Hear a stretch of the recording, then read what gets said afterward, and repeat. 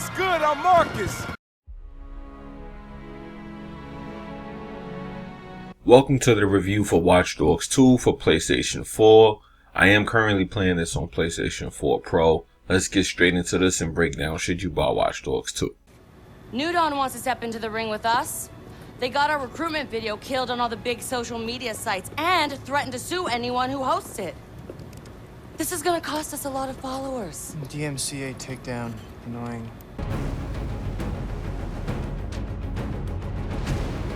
Watch Dogs 2 takes place 3 years after the events of Watch Dogs 1 with Aiden Pierce in Chicago. You went up against CTOS then, and you have to go up against CTOS 2.0 now as Marcus Holloway in San Francisco. You have to join a group called DexSec and become a famous hacker and gain notoriety for doing things like stopping organizations who look to seek information, steal it, and use it to do exploits to become rich. Your goal is simply to stop these companies by any means necessary, but you also have to watch out for the competition of other hackers throughout the world.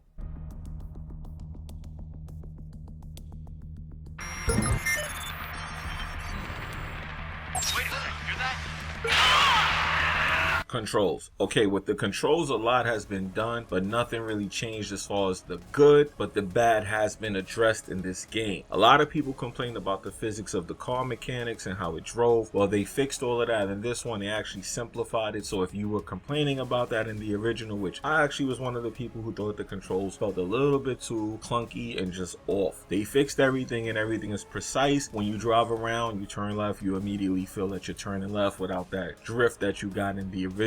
As far as the overall scheme of the controls now, everything is pretty much the same. The skill tree is the same. You unlock skills, you get points, and as you get points, you develop your character, you develop your driving skill, your hacking skill, your combat skill, amongst other things. Customization of your character is actually pretty simple, but it's still unique. There are a lot of boutiques where you can customize your character's look. As far as the cover system, this is where I had an issue. The only problem I saw with the controls in this game is that when you're getting into a lot of intense action and things are happening and you need to get into cover, there is a point cover system and it doesn't properly work all the time. There are times when you will be getting into shootouts and you will be pressing your command prompts and nothing will be happening, and by the time you realize that it didn't go through properly, you're damn near dead or dying already and having to start over because you pressed the button and your character did not snap to cover like he was supposed to. This is the only thing wrong with the controls that I wish they would actually fix. I highly doubt this may get fixed, but in the meantime, it's not a game breaker, but it's just annoying that when you press the button, you have to press it numerous times in situations where it's very intense, and that can get a little annoying. Other than that, the controls are pretty good. Driving is more fun than ever, and I have nothing bad to say about that.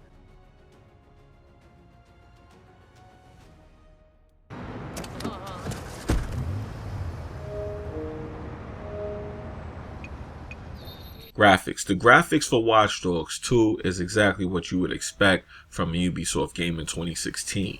However, there are some things that I wish were added to this. Now, at the time of making this review, there is no 4K available of any kind, whether it be PC or PS4 Pro. So we're gonna go with 1080p, 30 frames per second, so let's talk about that now. As far as the graphics in a game that is open world with vehicles like this, the vehicle models look excellent. However, the textures in the game seem to be lacking, and that is a bit of a disappointment.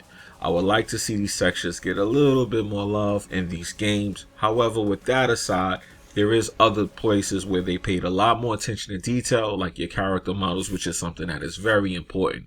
Every time you customize your character with a new piece of equipment, as far as the gear he's wearing, you can see that a lot of time was put into the character details. That's cool, especially when it comes to cutscenes. You notice everything, but then you have the weather and night cycles, which seems to be lacking in this game, and that's a bit of a disappointment considering you have all these cool car models and you like to see how the lighting works at night when you're driving around, which you really actually don't see too much of that, or the rain. So that was a little bit of a disappointment. Outside of that, however, for 1080p 30 frames per second, you do get one of the top shelf games. However, when you compare it to something like GTA 5, it's just not holding up. And remember, this game is already over 3 years old. So with that being said, graphically, it's fair. However, I feel like a little bit more love and detail could have went into this game as far as adding a little bit of a higher texture quality. Now, hopefully, when the PS4 Pro patch is released and the 4K for the PC is released, we can check this out and see what's going on.